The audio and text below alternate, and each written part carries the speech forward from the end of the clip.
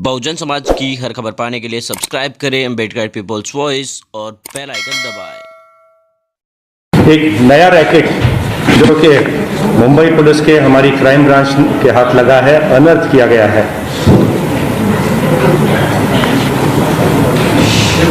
ये रैकेट है false TRP का।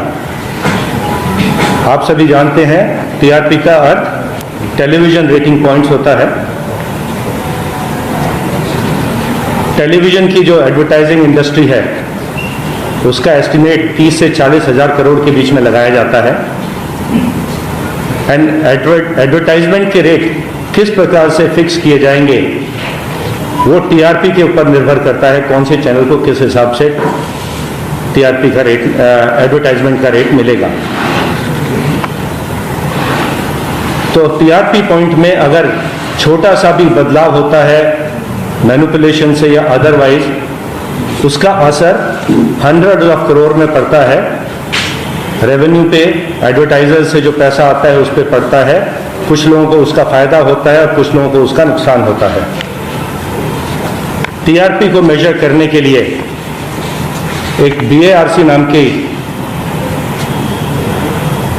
एक एजेंसी है, ऑर्गेनाइजेशन है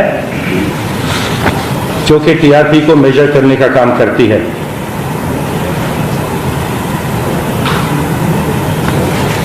इस कार्य के लिए ये बैरोमीटर्स इंस्टॉल करते हैं देश भर में, अलग अलग शहरों में, और देश में, पूरे देश में लगभग 30,000 या उससे थोड़े अधिक बैरोमीटर्स लगाए गए हैं और लगभग 2,000 बैरोमीटर्स मुंबई में इंस्टॉल किए गए हैं टीआरपी को मेजर करने के लिए।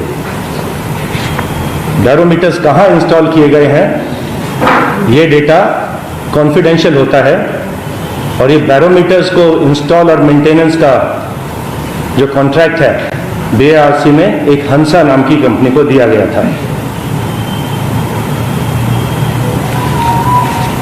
इन्वेस्टिगेशन के दौरान ये बात सामने आई कि कुछ एक्स एम्प्लॉइज हंसा के, जो कि बीएआरसी के साथ काम करते हैं, वो इस डेटा को कॉम्प्रोमाइज कर रहे थे, टेलीविजन चैनल से शेयर कर रहे थे, और शेयर करने के बाद उन हाउस होल्ड्स को जिनका डेटा दिया जा रहा था पैसा देकर टीआरपी को मैनिपुलेट करने का कार्य किया जा रहा था। जो मैनिपुलेटेड हाउस होल्ड्स थे, जो डेटा मैनिपुलेट किया जा रहा था, उन हाउस होल्ड्स को बोला जाता था कि आप किसी विशेष चैनल को ऑन रखिएगा, आप देखें या ना देखें, लेकिन ये चैनल ऑन रहना चाहिए। आप घर में हैं या नहीं हैं, ये चैनल ऑन रखिए। और ऐसा भी देखने को आया कि कुछ व्यक्ति तो जो अनपढ़ हैं, अनएजुकेटेड हैं, उनके घर में इंग्लिश के चैनल्स को ऑन करके रखने की डील की गई थी। एक पहले हमने हंसा का एम्प्लॉय पहले अरेस्ट किया, एक्स एम्प्लॉय, और उससे जानकारी मालूम पड़ी कि इस प्रकार के उसके और भी कुछ साथी थे जो हंसा के लिए काम करते थे, बीआरसी के लिए काम करते थे। 2 व्यक्तियों का अरेस्ट करके कोर्ट में प्रोड्यूस किया गया। उनकी हमको कस्टडी 9 अक्टूबर तक मिल चुकी है, और उनके कुछ साथी हम उनको ढूंढ रहे हैं। कुछ मुंबई में हैं, कुछ मुंबई से बाहर भी हो सकते हैं।